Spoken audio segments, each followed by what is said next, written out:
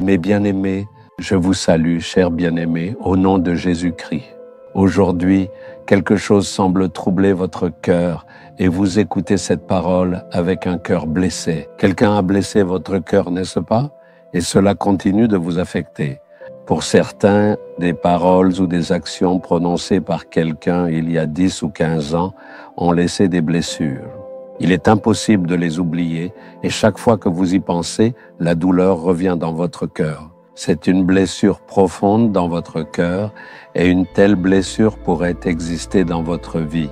Maintenant, vous vous demandez peut-être, qu'est-ce que le Seigneur peut faire à ce sujet? Dans 2 Corinthiens chapitre 1 verset 3, le Seigneur est en effet appelé le Dieu de toute consolation. Béni soit Dieu de toute consolation. Il peut vous consoler.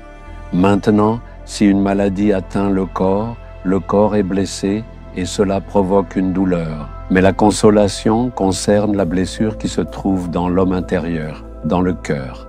La blessure dans votre cœur, la blessure dans votre âme, les paroles ou les actions de quelqu'un ont pu vous blesser. Et chaque fois que vous y pensez, cela continue de vous faire souffrir. Vivez-vous peut-être avec une telle blessure? Le Seigneur dit, « Mon fils, ma fille, je peux te consoler. Je suis là pour toi. Je suis un Dieu qui te réconforte. » Regardez dans la Bible, une femme, une veuve, pleure en marchant parce que son fils est mort.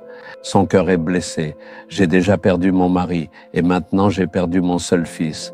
Comment vais-je vivre? Qu'ai-je fait de mal? Quel péché ai-je commis ?»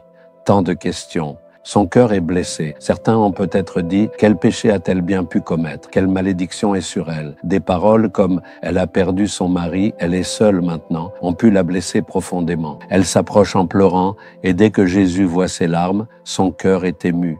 La toute première chose qu'il fait, c'est de lui dire « Femme, ne pleure pas, ma fille. » Il la réconforte. Ce réconfort, c'est la toute première chose que Jésus a faite.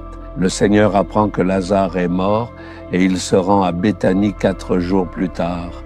Marthe et Marie pleurent et tous leurs proches pleurent aussi. 4 jours se sont écoulés. Il a déjà été enterré. Que peut-on faire maintenant? Ce Jésus a fait des miracles pour d'autres. Il aimait cette famille, mais rien ne s'est passé. Jésus est venu précisément pour accomplir un miracle. Il va ressusciter Lazare qui est mort. Mais à ce moment-là, ce dont ils avaient besoin immédiatement, c'était de réconfort. Et quand ils ont pleuré, l'Écriture dit que Jésus a pleuré. Elle aussi, bouleversée et accablée de tristesse, a versé des larmes. Dès que l'on voit les larmes de Jésus, on ressent un réconfort en sachant qu'il pleure pour nous. Il a versé des larmes et a apporté du réconfort, et ce n'est qu'ensuite qu'il a accompli le miracle. Un Seigneur qui pleure pour vous, un Seigneur qui pleure avec vous lorsque vous pleurez.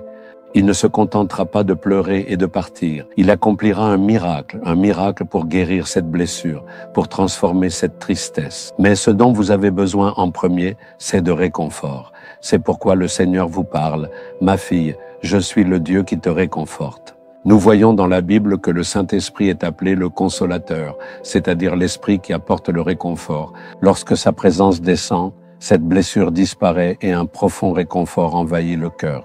Je suis passé par ce chemin. Tant de personnes m'ont blessé par leurs paroles, par leurs actions. Quand ces blessures se produisaient, moi aussi j'ai pleuré dans mon cœur. Alors la présence du Seigneur, la présence du Saint-Esprit descend et ce consolateur apporte un profond réconfort. Il dit « Ne pleure pas, ne sois pas attristé, je suis là pour toi, je prendrai soin de toi. » Ces paroles réconfortantes transforment toutes les blessures présentes dans notre cœur. Il changera toute ta tristesse.